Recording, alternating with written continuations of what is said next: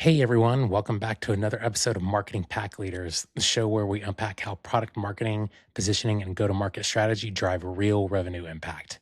I'm your host, Josh Porter, founder of Thunderwolf Consulting, where I help AI scale ups turn complex products into clear, differentiated stories that sales teams can actually execute. Today, we're tackling a challenge that hits a lot of founders and go to market leaders. Why do some companies build incredible products and still struggle to grow? To help us unpack that, today I'm joined by Bruce Law. Bruce is the CEO and founder of Sprout Marketing, a firm that acts as a fractional marketing department for startups and growth stage companies. He specializes in go to market strategy and helping companies connect their products to the right markets in a way that actually drives revenue. Over the past 20 plus years, Bruce has led the launch of more than 1,000 products, which is amazing, and has worked across a wide range of industries, helping companies navigate from early stage positioning to large stage growth. His work focuses on eliminating wasted effort and building marketing systems that are directly tied to business outcomes, something that not everybody does. At a high level, Bruce helps companies solve a common problem. They know what they've built and they may even know who it's for, but they don't know how to connect the two in a way that actually leads to consistent growth. Bruce, welcome to the show. Thank you so much, Josh. I'm delighted to be here. It's a great. Absolutely. Well, I'm happy to dive into this conversation and learn from you today. And I know our listeners will as well. So, as the first question I'll kind of get into is about what keeps a lot of AI founders awake at night. And it's why do so many of these companies build strong products but struggle to generate any revenue? I really think there are four main reasons that you can boil that down. First of all, they're building something to solve a pain that people don't actually have. Secondly, they might be building a problem or building a product that solves a pain, but ultimately it's not a big enough market for people to really care. There might be three people with that pain, right? Yep. Third, they might be solving a problem with a great product, but people don't believe in the company. It's brand new. Maybe they've never heard of it. So they're just cautious, right? Mm-hmm. And then third or fourth is really, are they targeting an audience that's a mismatch with what they think they're solving? And honestly, that seems to be almost the most common. They think this audience has this problem, I'm going to solve that. But actually, it's not that audience. It's a corollary audience. It's something different. It's related in a different way. So usually the best way to solve those four issues is to zero in on the target customer, the assumptions that you had when you started this journey, and really go deep on what their pain is and whether solving that pain will really matter. And if they in fact have that pain. Again, related to that, they could be unempowered, right? They could be like, oh yeah, if I could fix that problem, I would be so happy, but my managers will never let it happen. Or I don't have any power to make the decisions. So a real deep dive on the target persona, the target customer is imperative. Do they have the pain? If I solve it, will anybody care? Do they believe that I can do it? And then have I got the right audience that I'm solving? Again, I've seen a lot of great products out there, but many not uncommon. They just are not fitting the right space, and so they're targeting these customers that really don't want their product at the end of the day. Yeah. Yeah, that's interesting. So I like how you broke that down into kind of the four different steps, and that you got to be able to, you need to know what the pain is and you need to know what the audience is and be able to connect those things. And I thought it was interesting that you said it's kind of the most common problem is when you think you know what the audience is and what you think their pain is, that can be a little bit dangerous, because if you don't think that, then you're like, okay, I need to figure that out. If you're assuming you do, then you kind of don't really do the research, you don't really kind of do the digging that you need, and then you kind of have this false assumption of who you're trying to reach, and then you're kind of wasting your efforts in a way. That's very true. Absolutely correct. So, well, thanks for pointing that out. It's interesting because this could be there.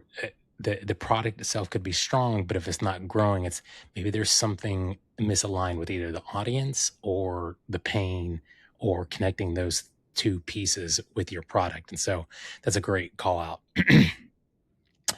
So, next question is, there's a term that gets thrown around all the time, and that's go to market. What is a go to market strategy, and why do so many companies misunderstand it? Go to market, I look at it this way. Go to market is the picture a spear, right? Going into market. It's the pointy edge of the spear that enters the market, and then the rest of the spear follows, right? So it's your entry point into the market, and then subsequent actions that expand or bring that product into the market. So, Mhm. for example, a go-to-market strategy might focus on we're first going to target the key influencers that could have impact in making sure that other people in the industry know how impactful this product is. That's one entry point, go to market, right? And then following on with that, you could have things like channel partners, Mhm. events, trade shows, right? You start to build this momentum, right? But where do you start? And so many times people don't think about that pointy edge of the spear. What's going to be the entry point that's going to make a difference right at the beginning? They try and just push this, let's call it a blunt instrument, right, out into the market, and nobody really grabs on because you don't have initial traction anywhere. Mhm. So a lot of times it's discovering what it is that would be the moment of inflection where you could enter the market that suddenly would have a big impact on the industry you're going after. So maybe that's a trade show that's coming up. We've launched a lot of products at a trade show. That's your place to make a big splash, to make a big impact. And from there, you just layer on all those additional strategies, right? But your go to market is not only the entry point, but then the follow on strategies that support that. And honestly, go to markets, they're varied, right? Depending on your product, depending on the industry, depending on the audience. But that's what I'd say philosophically, the entry point and then what follows on to kind of drive that inertia forward. Yep. Yeah, I like that. It's the entry point, the beachhead, or however you want to say it. It's like, That is a good way of saying it as well. And, yeah, and thinking through channels. Are you going to be direct? Are you going to be a channel? Are there other people going to be selling this for you? And I would caution to say, you better know exactly what the value is before you just hand this over to a channel and hope they're going to do everything for you. It rarely works that way. You have to understand the customer, what they're after, know your channel, and then work with them together. yep, totally. Yeah, it goes back to that first question, is being able to know the pain, know the customer, and then to connect the two. And if you haven't done that, you could have the best channels or go to market strategy in the world, but it's not going to work. So you have to have that fundamental piece in place. And then you got to be able to know what channels to use in order to reach them. That's so true. And oftentimes, too, a company that's new will be like, well, we'll just grab onto this channel, and they have such credibility in the market that they'll naturally love our product. But that channel, if you have no credibility, they're not going to be too willing to risk their reputation selling something that nobody knows about. It's unproven, right? So you can't just leave it up to the channel to do your work for you. You have to create that demand. You have to create that brand presence. Then the channel can make it go faster and broader. Yep, totally. All right. So, next question is kind of related to some of the experience you've had when working with a lot of companies and trying to bridge the gap between innovation and adoption. Where does that breakdown commonly happen between the product and the market? Yeah, the breakdown between innovation and adoption, I think there's twofold troubles that I see. One, I think companies will spend way too much time trying to make their product perfect so that people will have no choice but to love, the solution. And it's like that's a panacea that really is hard to reach. Think about if you launch a product that is good enough, right? It's an MVP, it's decent, it does the job, and you get some initial traction. Those companies are leaning in saying, hey, let's make this better together. We see what you're doing here. We like what we see. Here's how you might even improve it more, right? But if you hold back and you say, we're going to think through everything, we're going to make this perfect, we're going to launch it, Now your customer prospects are looking for what's wrong, right? They're like, oh, you Hmm. got it all figured out? Well, hey, you didn't think of this, you didn't do that. And they're going to start to chip away at you. So if you can try and stay on the same side of the table as your customers or your potential customers, they'll lean in with you. They'll like what they're seeing and they'll help you finish the job rather than trying to be, a perfectionist. I think the other thing with adoption, a lot of times companies will spend so much time and energy on their product that they want the reward right up front. It's like, wow, these customers up front really better pay me a lot of money because it's been a ton of work. Instead of realizing I've got to do whatever it takes to get my first customer in the door, even if I lose money, even if it's next to free, I get them on board, I get them using it because I'm going to learn a ton with that first installation, that first adoption. And then I can improve that rapidly for the next two, three, 10, 100, right? But a lot of times, again, we make that hurdle so high instead of lowering the barrier, getting somebody in the door, getting the product finished off with them, and then expanding, right? Nail it and then scale up from there. Yep. Yeah, definitely. Yeah, you have to. So many people want to scale at the very beginning, and you got to be able to have a little more precision Right. first, and then you're able to kind of grow it out. So totally The, hear you. the other thing I like to say is with product and new products, if you have your market that you've picked, that's great and wonderful. If you're focused on this core target audience, that's wonderful. But if you're not getting initial traction or adoption, you might consider widening the net a little bit to see if there are other related markets that might adopt quicker. Mm. Don't just pick one thing and stay with it, to the death, right? Hey, Yeah. let's be a little broad because we might be just slightly off. And this related market might get traction faster. If it does start to get traction, then you lean in hard on that market, right? With marketing, etc. So, we talk all about focus, and that's great, but you better be spot on right with your focus. If you're a little bit cautious, vary your field a little bit, and then you can learn faster. Yeah, I like that. It is interesting to kind of make sure that you hear a lot about like, the riches are in the niches, right? And so uh, you do need to have that focus, but you also need to know what the right focus is. And you might not be right the very first time. In fact, you probably won't be. So I like the idea of broadening it. If you're finding it's not working as well as you thought, then yeah, maybe you need to broaden it a little bit to find what are those adjacent markets that could work. And then if you do find it, then that's where you kind of can go hard on. Yeah, that's exactly right. Great summary. Yeah, that's I think that's really good advice to get to those that maybe not haven't found their exact niche just yet. So, all right. The next question is sometimes when your go-to-market strategy isn't working, it's not just about changing the product itself. It's about changing how the market understands it. How do you know when it's time to reposition your company? The best way to find that out is to, when you do have some initial traction, let's say, this is assuming you at least have sold the product once or twice or 5 times. You do follow up interviews with those customers to find out how, in fact, they're using your product. You'll know you're misaligned if they're like, yeah, I bought it for this, but I'm actually doing this with it. It's way better and da da da, right? Then you're seeing, okay, there's a slight shift in how we've positioned this. Or if you haven't sold the product, if you can have exit interviews on why a customer didn't buy, Mm, why they chose against you, right?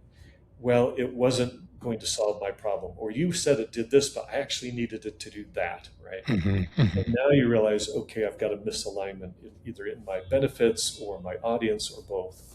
So exit interviews on losses, exit interviews on wins, both will give you the intel you need to know if you have to reposition. The other thing I'd share is that if you have, it's easier when you're launching a product into a category that has a gorilla already sitting in there that's validated the need, right? But you're doing Mhm. it better, faster, cheaper, whatever. Then you're going into something totally unproven, unknown, and you're having to kind of start from scratch. It's easier to line your product either alongside or near an existing player or competitor where there's always already traction. And so repositioning so that you can fit where somebody is already is helpful because you can do it much, much less expensively. Again, if you look at the likes of other big, major players, Apple, for example, they'll create entire new categories, right? But they have the billions of dollars to put behind that. If you're a startup and you're creating something totally new that's never been done before, you better be prepared for a long slog and a lot of money, right? Yeah. Yeah, absolutely. The category creation game can be super hard, Very super hard. hard. I agree. So, yeah, if you have somebody that's already entrenched in it, that's definitely it's proven that there's market value there, but then you have to worry about, well, how am I going to be different? How am I like like you said, better, faster, cheaper. So you kind of have to pick your poison in a way. Yeah, that's true. The other thing that happens is you have big macro industry shift, right? So the advent of AI, okay, look at what's happening. So many people are repositioning themselves toward AI, right? And so if you have a macro impact, you can reposition that way. It's a little bit window dressing, right? If you're really nothing to do with AI, but you're saying, oh, hey, we're all AI, people will see through it through pretty quickly. So you've got to have the goods if you're going to reposition that way. Yeah, definitely. Awesome. Well, these pieces of insight that I think you've shared are really helpful for our AI founders and go to market leaders. I think this will kind of help them in terms of understanding their audience a little bit better, trying to get a lot of uh, get a lot of better insight on how to reach these customers and what pains that they're looking at, and maybe broadening their scope if needed. So I really appreciate these kind of bits of wisdom that you've shared with us today, Bruce. Now I'd like to move into our rapid fire section where it's kind of a fun set of questions where I ask all my guests, and it's interesting to hear their different responses and what they and how they approach marketing. So, are you ready for that? I am. I'm ready. Bring it on. Awesome, great. First question is, what's the most underrated skill in marketing? I honestly, if I were to say that immediately, it's writing. Mhm. Really, the ability to craft language. And I'm not talking about what AI spits back. I'm talking about creative, generative, your own thought on something that's salient, that's compelling. Some of the most, actually, the most amazing marketers I've known over the years are phenomenal writers. They actually have pen and ink. They'll write on a piece of paper. It's just this creative process that you can't just give to somebody else or hand to an AI engine and say, here, spit this back to me.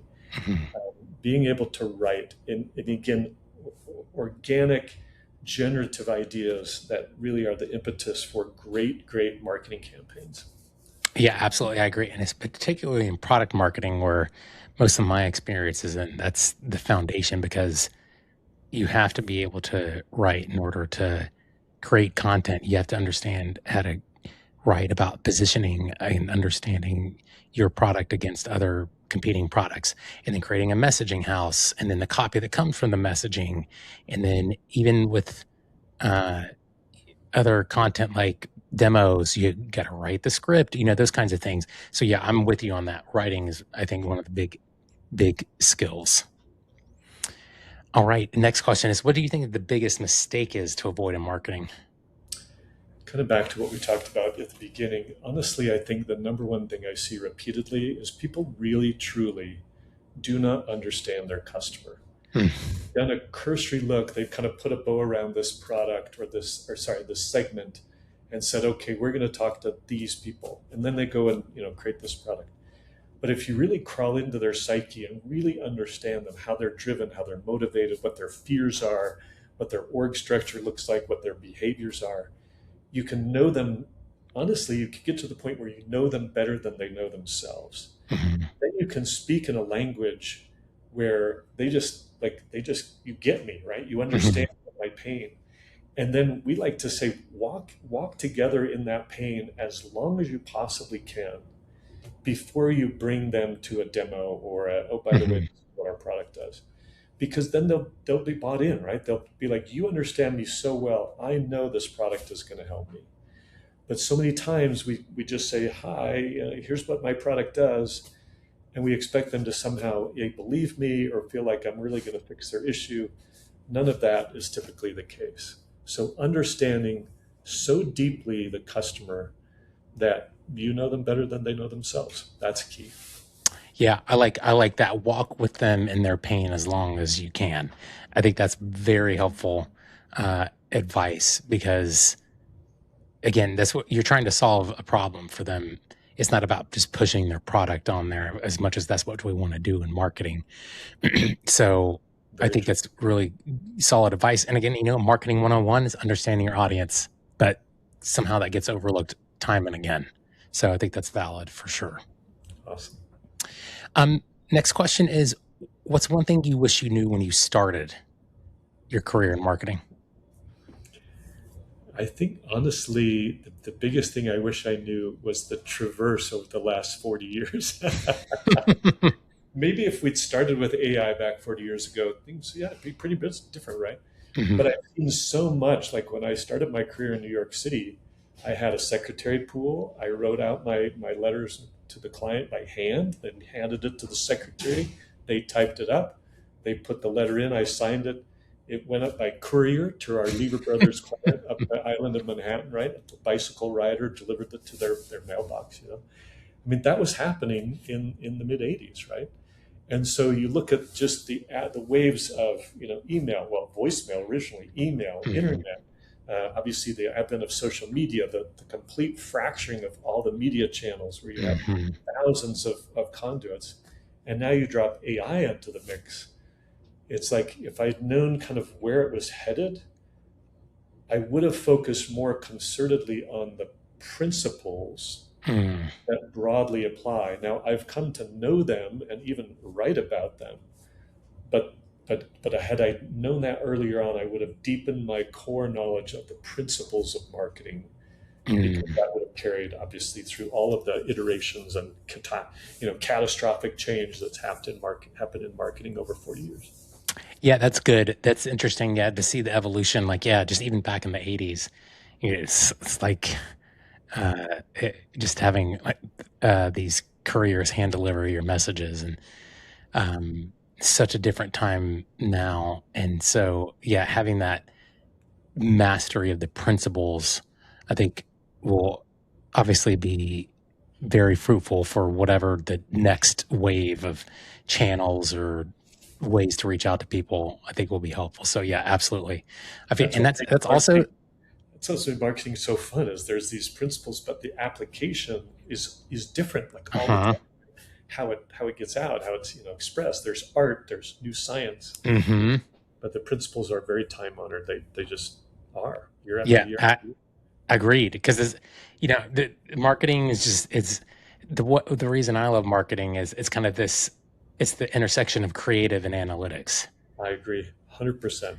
Yeah, So you have that creativity, which there's a lot of psychology to that, but then there's also the analytics piece is like, okay, well, you need to have data in order to show the logic behind that. So, yeah, so I'm with you on that. I think that definitely applies here. love it. All right, last question. Favorite podcast? I really like Wild Ideas Worth Living. I'm a kind of adventure guy. When my wife and I travel, we try and do things that are unexpected. Right? We've done Russian martial arts in Costa Rica in the Oh, jungle. We've done dog sled racing. We've done oh wow. things that like you're kind of in this groove and you're like, hey, here's an opportunity. Let's go on a historic tour, a home tour um, in in Seattle at Port Townsend, right? Because Mm, hey, there's a bus and they're going. Let's jump on. So Wild Ideas Worth Living is fun because it just opens your mind to the experiences that are uncommon. And in marketing, those really enrich your, like you said earlier, the art side, right? The creative side, because it broadens your thinking unlike anything else, I think. So Absolutely. adventure travel, new experiences that push the boundaries. I like that. I'll have to check that out. Yeah, my wife and I like to travel and go see things Excellent. that, you don't see every day. So I'll have to check that out. It's true. Snorkeling with, giant manta rays at night, or I I've don't know. done that. Yes. It's cool, right? Yeah, It's very interesting. So I think that just helps enrich our life experience. And at the end of the day, we're all people. And so it helps us connect with each other. Yeah. Yeah, those yeah, I mean, I did my snorkeling in the daytime, but it was almost kind of scary to be with them because they're so big and anyway, but I yeah, love that. just having a bit of adventure in your life, that's Sure. really key. So Great. I like the philosophy of this podcast and I'll have to check it out. So awesome. All right, Bruce. Well, this is a really fantastic conversation. I think a lot of founders and go to market leaders focus a lot heavily on building the product. But as we discussed today, success ultimately comes down to connecting that product to the right market with the right message. So really appreciate you sharing your insights and experience today. My pleasure. It's been great to be on the podcast, Josh. Thank you. Absolutely. And to everyone listening, this has been another episode of Marketing Pack Leaders, where we explore how modern product marketing and go to market leaders build a differentiation that actually converts. You can find this episode on YouTube, Apple Podcasts, and Spotify. I'm Josh Porter from Thunderwolf Consulting. Thanks for listening, and we'll see you next time.